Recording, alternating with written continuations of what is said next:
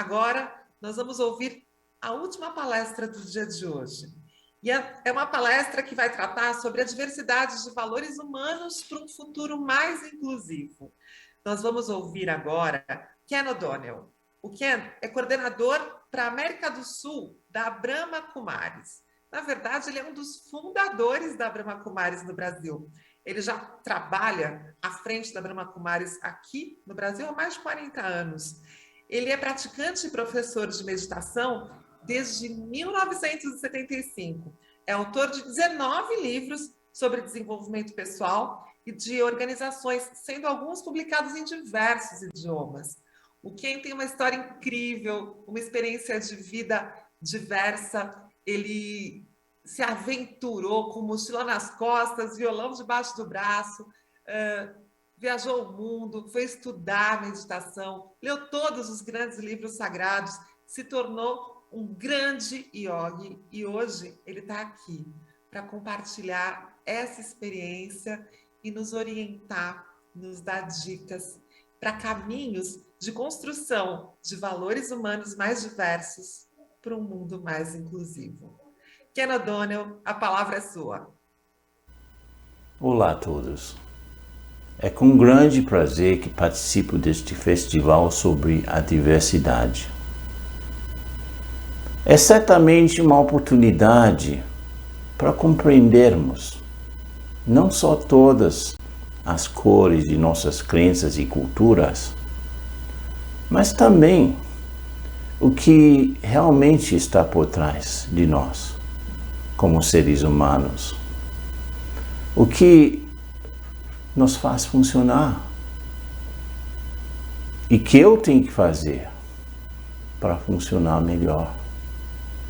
Essas são questões que seria bom entender a resposta. Assim, eu quero começar com uma pergunta. Na sua experiência, quais são as principais virtudes ou valores que contribuem para um bom relacionamento entre dois seres humanos? Pensem em seus próprios relacionamentos. Alguém importante. Quais são os valores que tornam tudo mais suave entre vocês dois? E como vocês retêm a harmonia entre vocês? Com quais valores? Pensem em silêncio por alguns momentos. Escrevam quais são os 3 principais valores que mantêm seu relacionamento em bom estado. Vão escrevendo. É respeito, confiança, a cooperação, a compreensão, a sua capacidade de ouvir. Tudo isso é importante. A tolerância. Agora, parabéns se vocês colocaram uma dessas respostas, pois é a mesma pergunta que eu já fiz literalmente com centenas de grupos ao redor do planeta, os mais diversos públicos imagináveis, escoteiros nos Estados Unidos, cientistas na Grécia, estudantes de MBA em Dubai, vendedoras na Argentina, índios do Planalto Boliviano, executivos brasileiros. Todos eles disseram coisas semelhantes às respostas de vocês agora. Por quê? O que é isso? O que temos em comum? Na minha vida eu tive a sorte de visitar mais de 80 países diferentes. Inclusive, alguns muitas vezes. Por exemplo, a Índia já foi 70 vezes. outros países incontáveis vezes também. E minha primeira grande viagem foi quando eu tinha apenas 21 anos de idade. Eu nasci na Austrália e atravessei o mar um pouco para o país mais próximo, que era Timor-Leste, que naquela época era uma colônia portuguesa ainda. Assim, meu primeiro contato com uma língua estrangeira foi com o português. Eu não sabia que mais tarde eu viria ao Brasil e ficaria aqui para aprender sua bela língua. Enfim, de lá, de Timor, eu fui para Malásia, Tailândia, Myanmar, Índia, Paquistão, Afeganistão, Irã, Turquia, Bulgária, Áustria, Alemanha, Holanda e finalmente cheguei na Inglaterra, onde fiquei um bom tempo. Eu fui testemunha pessoal das diferentes tradições religiosas que eu vi nesta viagem. Durou 6 meses, eu vi tudo, entre o nascimento e a morte. E, apesar de jovem, já me senti muito velho. Eu estava consciente da nossa humanidade comum e, ao mesmo tempo, perplexo pelo sofrimento, pelos conflitos que havia entre os diversos setores do mundo. Isso me deixava preocupado. Apenas mais tarde, quando comecei a meditar profundamente no meu ser interior em Deus, através de Raja Yoga, que é o yoga da meditação, é que eu comecei a entender alguma coisa sobre o que estava por trás da nossa humanidade diversificada. Vivemos num mundo diverso, não temos dúvidas sobre isso. Mas há uma frase que eu gosto, que eu ouvi pela primeira vez na Índia, que é a unidade na diversidade. É como se fosse uma árvore, com diferentes galhos, uns crescendo para esse lado, outros crescendo para esse outro lado, mas tem um tronco comum, tem até uma semente comum, tem raízes comuns. Não é que todas as religiões apareceram do nada, cresceram a partir de uma coisa. E todas as línguas a partir de uma coisa. Todas as culturas a partir de uma coisa. E por isso que é muito bonito fazer o trabalho, identificar o comum, porque essa é a base de comunicação, é a base de valores humanos. O que temos em comum.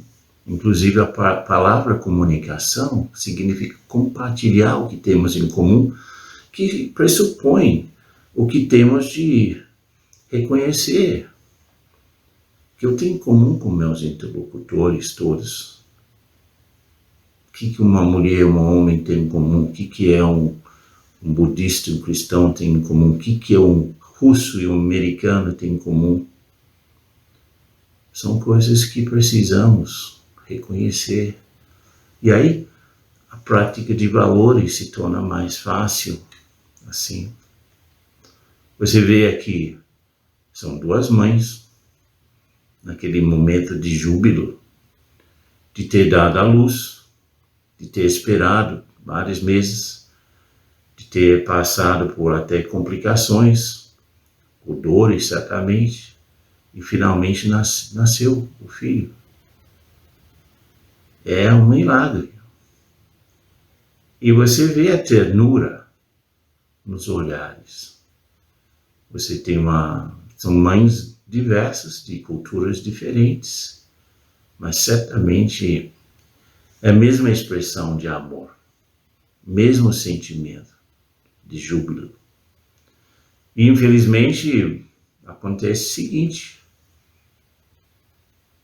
E o sofrimento de uma mãe em Sri Lanka, quando o filho morreu no tsunami, e essa outra mãe, não sei de onde, que está chorando a perda do seu filho, nesse caixão pequenininho.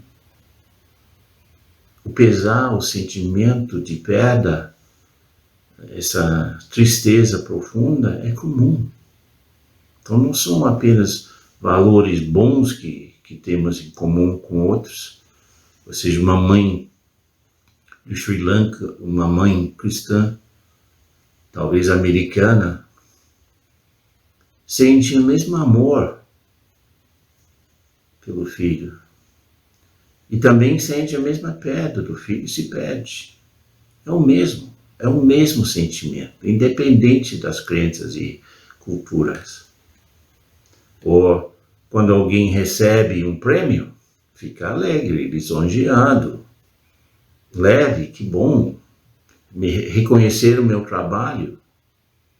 Mas também um motorista em Sri Lanka, uma mulher em Filipinas, você vê, estão frustrados com o trânsito do mesmo jeito. A raiva também é compartilhada, não apenas o amor.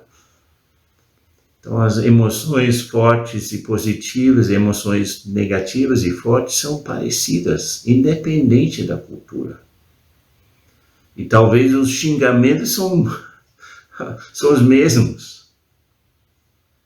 Se você traduz os sentimentos dos dois motoristas. Enfim, uma vez eu fiz essa viagem, como já comentei, eu tirei várias fotos. Essas não são essas as fotos, mas eu tirei fotos parecidas porque eu estava fascinado pelo fato de que as pessoas tinham suas expressões religiosas em comum. É como se são diferentes, como falei, diferentes galhos da mesma árvore de religiões e, portanto, estão tendo gestos parecidos, objetos parecidos. Você vê um grupo de cristãs rezando, um grupo de budistas rezando, um grupo de mulheres hindus rezando, e todos estão fazendo exatamente a mesma coisa. Se eu não falasse língua, se eu não soubesse nada das diferentes crenças, eu estivesse aqui visitando de outro planeta, eu não entendesse nada da língua humana e visse gente fazendo a mesma coisa, eu também pensaria que sim, estão fazendo a mesma coisa. Estão todos com os olhos fechados, tentando fazer contato com algo além daqui. E a expressão desse algo além daqui é diferente. Outras fotos que eu tirei, eu fiquei fascinado, especialmente quando eu estava em Afeganistão. Eu estava no ônibus e o homem do meu lado tinha um rosário na mão. De uma cidade a outra, sem parar, ele estava contando as contas do seu rosário. E você vê o rosário típico muçulmano, depois você vê o texto cristão, o rosário cristão, depois você vê o rosário hindu, também outras tradições têm seus rosários que estão fazendo, o que estão contando? Que, obviamente é algo que ajuda a concentração, ajuda a manter a fé,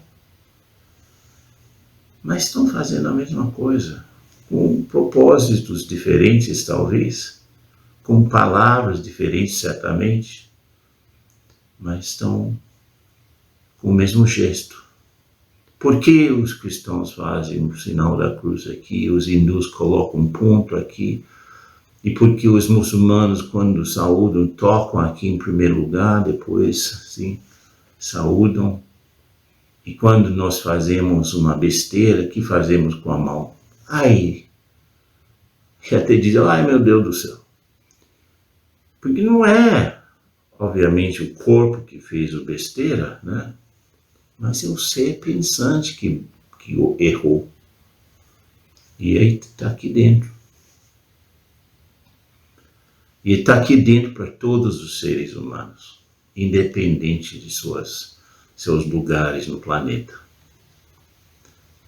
Gosto de usar o exemplo de uma roda de bicicleta. Porque você vê, estão conectados, a roda está rodando. E se vamos nas pontas dos aros, vemos as diferenças. E se chegamos ao centro da roda, vemos esse território comum que eu estava comentando. E, portanto, você tem, nesse caso, as diferentes religiões, os ismos, mas o território comum é a espiritualidade. Essa é a diferença, inclusive, entre espiritualidade e as religiões. A espiritualidade é o território comum de todos, a expressão de valores. Eu mesmo já fiz um estudo, assim, objetivo, possível. Eu já li a Bíblia, o Alcorão, Dhammapada, que é a escritura principal dos budistas. Os Upanishads, que são discursos de diálogos entre mestres e discípulos da Índia, o Bhagavad Gita também da Índia. Eu vejo que realmente as histórias são parecidas, são histórias de fé, são histórias de coragem, são histórias de superação, e tem a ver com o elemento espiritual principal, Deus, o Alá, o Shiva, o Jeová, o grande espírito. Assim, a expressão dos valores, tirando os contextos, você vai ver que estão falando coisas parecidas. E aí você vê, inclusive, portanto, na periferia da roda, as culturas, as línguas, os rituais, as escrituras, e no centro da roda, os mesmos valores, expressos de uma maneira parecida pelos gestos.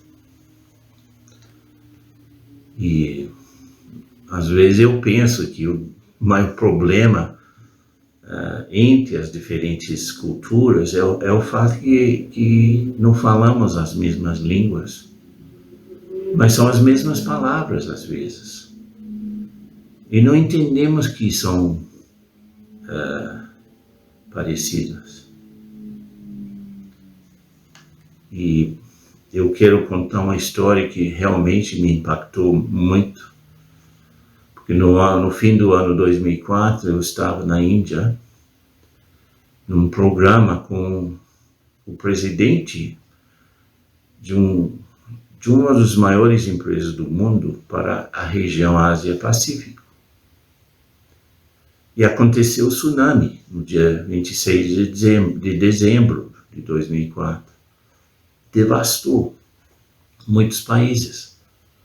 E Sri Lanka, 50 quilômetros da costa, foi devastado, literalmente. Morreram 30 mil pessoas, 40% crianças, como vimos naquela fotografia anterior. A onda veio, eu mesmo conversei com uma mulher jovem, que na hora da onda estava com seu bebê nos braços, e sua irmãzinha de 7 anos estava andando na rua. De repente veio a onda, levou. E aí, nessa coisa toda, ela tentar ficar com a cabeça fora da água, ela soltou o bebê e soltou também a irmãzinha dela. Nunca mais viu. Então imagina a desolação. Então o presidente desse grupo, ele resolveu levar 200 presidentes das empresas do grupo para ajudar as vítimas e para aprender alguma coisa sobre a relação humana principal. entender bem o cliente, entre aspas. Não é entender o cliente para vender alguma coisa, mas é entender o cliente do aspecto, do ponto de vista humano. Porque tanto o presidente de uma empresa como o último, o mais pobre de todos, que trabalha ali na empresa, os dois querem ser felizes, os dois entendem o que é amor, entendem o que é respeito. Gostariam que tivesse. E você vê aqui, por exemplo, esse homem da esquerda é presidente da empresa na Austrália. Estão interagindo com o povo. Aí você vê reunião entre aqueles que perderam tudo e representantes da empresa. Claro, eles entraram com máquinas, entraram com remédios, com alimentos, mas que o povo que acabou de perder tanto e tudo queriam era amor. E foi interessante ver esse desabrochar desses executivos durões para tratar de ser um pouco mais humano. Foi muito especial ver isso. E aí na segunda parte da viagem, fomos para um lugar na selva, onde não tinha nem luz, nem cobertura celular. Tivemos que dormir em tendas, no chão, né? Não tinha você vê, eu não tinha eletricidade, estou usando um megafone para conduzir um diálogo, não tinha nem cadeiras, estavam sentados no chão. A primeira parte do exercício eu mandei as pessoas a sentarem-se na selva para conversar com a natureza. Ver o que a natureza ensina sobre a estabilidade, sobre o amor, sobre a interação, sobre como conviver com a diversidade.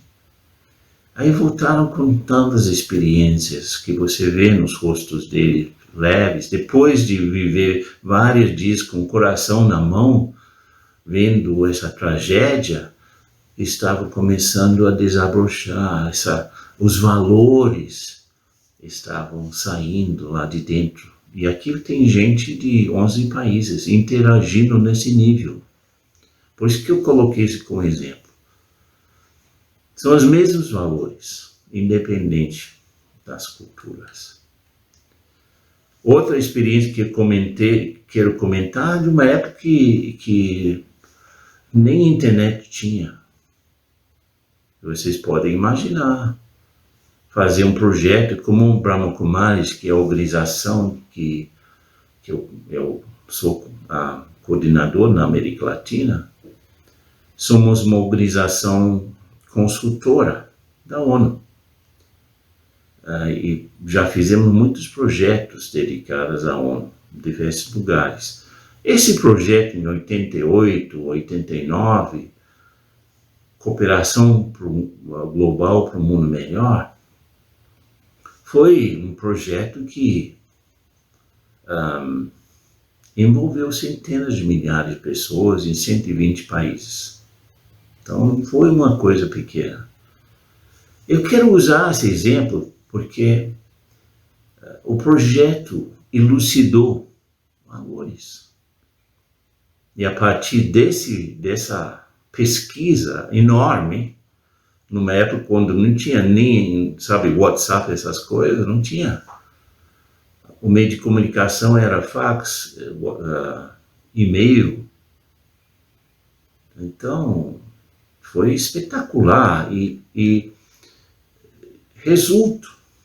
resultado foi 100 mil iniciativas, porque fizemos duas perguntas. Que tipo de mundo você quer? O que você fará por ele? Então, iniciativas desde alguém resolver um problema com o vizinho, até programas, por exemplo, para a Sociedade Asmáticos da Austrália, ou seja, um projeto para melhorar seu pedacinho do planeta. E analisamos todo esse material. que surgiu das mesas redondas de conversas, diálogos, para responder essas duas perguntas, como falei, centenas de milhares de pessoas. E analisamos durante todo o ano de 89, e aí produzimos esse livro, Visions of a Better World, Visões de um Mundo Melhor. E nesse livro, queríamos condensar toda essa vontade expressa de tanta gente. Aí identificamos os valores das pessoas, independentes de sua nação, cultura, religião, cor. Me lembro ter conversado com vários grupos de indígenas no Planalto Boliviano, grupo de vendedoras em Argentina, ou seja, os mais diversos grupos você pode imaginar, mas todos respondendo de forma muito parecida. Que a seguir, por exemplo, em um mundo melhor queremos celebrar a alegria da vida. Em um mundo melhor queremos respeitar os direitos humanos e assegurar a dignidade e integridade de todos. No mundo melhor queremos preservar o equilíbrio ecológico. Queremos um planeta verde, não um planeta desértico. Queremos ar limpo, água limpa. Quem não quer isso? Queremos compartilhar os recursos naturais do planeta. Então, o espírito do compartilhar, o espírito de amor, o espírito de respeito, transpirava nas respostas das pessoas. As pessoas nesse mundo melhor têm oportunidades iguais para realizar seu potencial através de uma educação adequada, junto com valores espirituais. Queriam isso. Nesse mundo melhor queremos uma vida familiar harmoniosa e gratificante. Quem não quer? Né? Nesse mundo melhor, respeito, compreensão e tolerância em todas as relações humanas. Então você vê claramente expressos os valores. Respeito, compreensão, tolerância. Nesse mundo melhor, as pessoas se comunicam abertamente. Então, abertura, outro valor. Em um espírito de igualdade, outro valor. Boa vontade, outro valor. Nesse mundo melhor, queremos a justiça social, econômica, política, assegurada através da honestidade, outro valor, responsabilidade, outro valor, e respeito ao Estado de Direito. Ou seja, você vê como os valores transpiravam por essas expressões sobre o mundo que queremos. Nesse mundo melhor, os governos, como representantes do seu povo, estão comprometidos com o seu bem-estar. Compromisso, outro valor. E nesse mundo melhor, a ciência serve à humanidade e garante seu desenvolvimento sustentável e a qualidade de vida, sustentabilidade, desenvolvimento sustentável. Isso estamos falando do 88. É um tema que percorreu e até aqui não foi resolvido. Os valores, não há dúvida que temos os valores. O problema é que não temos força por trás dos valores porque não entendemos como arrancá-los. Digamos, eu tenho respeito a esse tanto, mas na verdade eu preciso desse tanto para conviver com as pessoas à minha volta. O que eu vou fazer para eliminar um intervalo entre aquilo que eu tenho e aquilo que eu preciso? Pode ser tolerância, eu tenho esse tanto, mas preciso desse tanto. Tem compreensão, ok. Tenho esse tanto, mas necessito esse tanto. Então, de onde vamos tirar isso? Não é uma coisa que tiramos do corpo, é uma coisa que tiramos da alma. O respeito é uma coisa que brota dentro, e eu vou mostrar isso a seguir.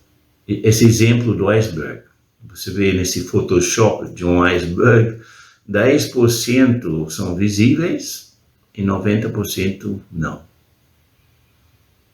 Ou seja, tudo tem aquilo que é aparente, superficial, visível, e uma grande parte que não é. A diversidade, praticamente, está completamente contida na superfície, no superficial. E aqui estão as nacionalidades, as raças, as culturas, línguas, religiões, faixas etárias, tipo de corpo que temos, grau de beleza, grau social, tudo isso, todos esses aspectos que nos separam em diferentes grupos e tornam essa questão de diversidade importante. E a parte invisível, a parte mais assim superficial, mais perto da superfície, são as nossas personalidades, porque é através da nossa personalidade que nós nos expressamos. Temos aí os valores, os relacionamentos e crenças na parte de baixo. Aí a pergunta, o iceberg segue ventos ou segue correntes? É óbvio, né? O iceberg vai seguir as correntes, e os valores acabam ganhando. Eu tenho na cabeça o exemplo de um historiador chamado Arnold Toynbee, que é um dos maiores historiadores do século XX. Ele tem a sua obra-prima sobre as civilizações humanas, e ele analisou 21 civilizações que nasceram, cresceram, amadureceram, depois começaram a definhar e morreram. Assim. Os egípcios, os romanos, os gregos, assírios, babilônios, fenécios, e mais recente, os astecas, os incas. E aí ele diz que finalmente essas civilizações sumiram, nasceram com valores bem claros, mas fundiam pela falta de valores.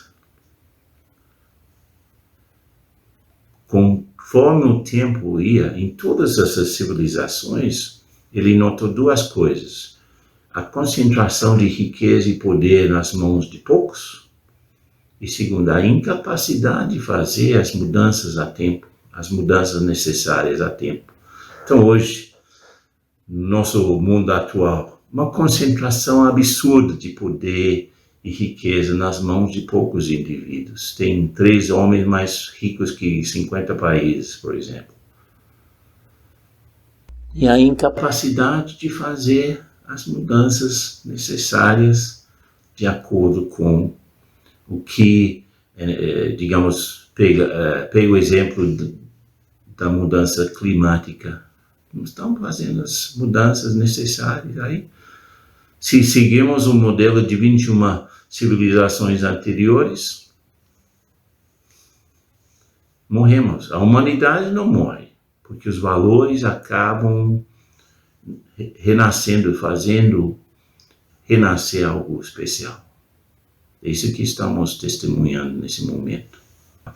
Eu quero mostrar outro exemplo, que é a nossa Terra, cortada ao meio, e você vê as diferentes camadas. Praticamente tudo que é importante na nossa vida está na superfície, a divisão de países e nossa movimentação, etc. e tal, e ignoramos as outras camadas que provavelmente têm uma importância de manter a Terra intacta, né? Que senão explodiria. Temos fatores na própria Terra que mantêm a Terra do jeito que é, senão, pum, ignoramos essas camadas. Da mesma maneira, na essência, no âmago do ser humano, está a sua essência. E essa essência, quando é estável, é bom, é boa, tranquila, estável, disposta. Só que nós ignoramos esse âmago, ignoramos essas camadas podemos chamar de subconscientes. Mas tem a sua razão de ser, mantém a estrutura de alguma forma. E depois a camada mais superficial é o ego. Eu sou fulano, eu nasci em tal lugar, que nem aquela música, eu nasci assim, eu cresci assim, eu sou sempre mesmo assim. Ou seja, esse síndrome de Gabriela, que eu sou incapaz de mudar porque sou desse jeito. E aí interagimos com o mundo a partir desse ego, esse fulano de tal que eu sou, essa cultura, essa religião, essa nacionalidade, etc. Então, não, eu sou um ser humano antes de tudo. Depois vem a nação, depois vem a religião. Eu sou esse ser, depois as outras coisas. E se eu entendo isso, vou poder interagir com os mais diversos interlocutores possíveis. Porque eu tenho em comum isso com todo mundo. Então interagimos com o mundo externo a partir do ego, geralmente. E aí acabamos atrapalhando muitas vezes. Acertando e atrapalhando. Mas se eu conheço a minha essência, eu trabalho isso através, por exemplo, da meditação. Eu estou nesse mundo, eu vou para a minha essência, que eu sou esse ser espiritual movendo esse corpo humano, eu sou esse ser espiritual atuando através dessa forma humana. Eu vou começar a fazer nascer a tolerância, a paciência, o amor, a paz, o que for necessário. Mas só se eu tenho acesso. Eu tenho que ir para lá e trazer para fora. Então eu vou explicar isso em mais detalhes agora. Agora eu vou me apresentar. Eu sou um ser, energia consciente. Na essência, um ponto de luz, podemos dizer assim. Eu sou esse ser espiritual passando por essa experiência humana.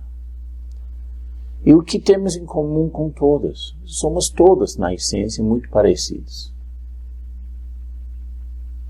Agora, o primeiro efeito da consciência, dessa energia consciente, é a mente.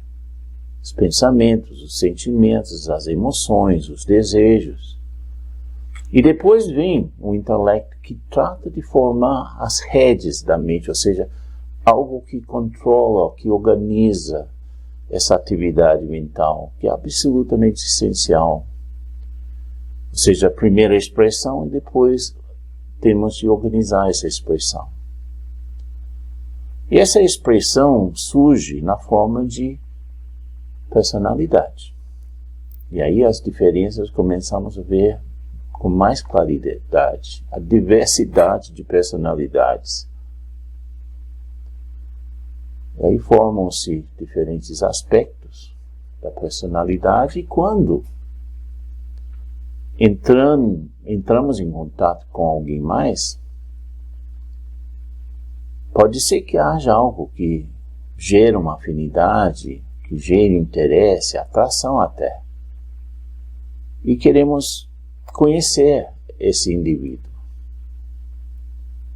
Agora, quando encontramos nada em comum, praticamente,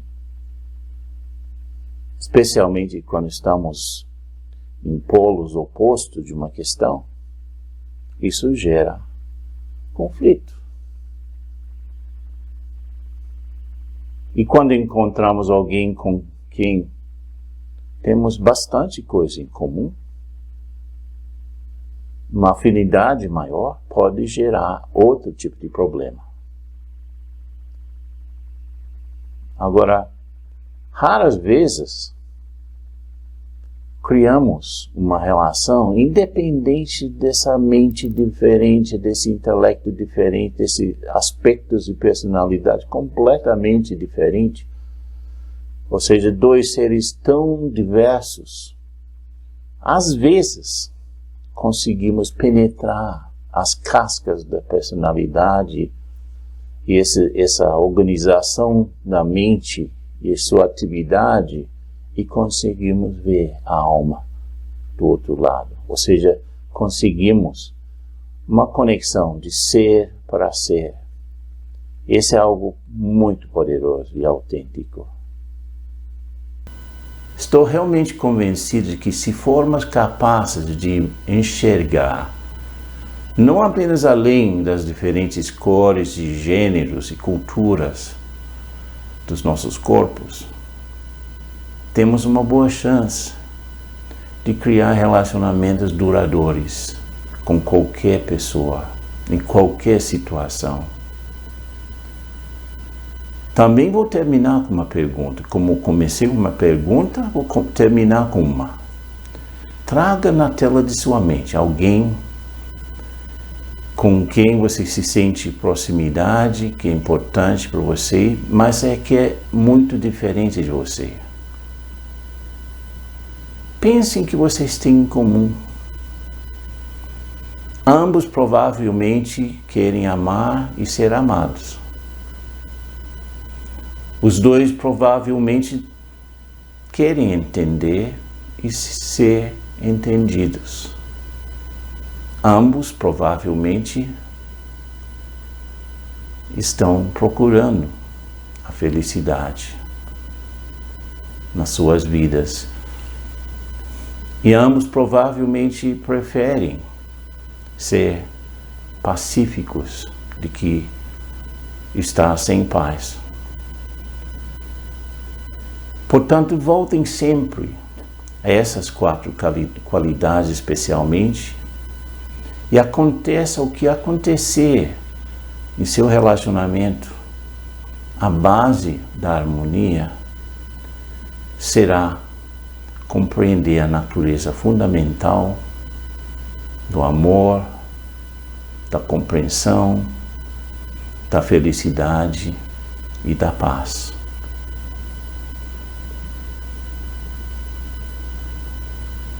Obrigado por ter tido a paciência e o interesse em escutar e participar desse grandioso evento.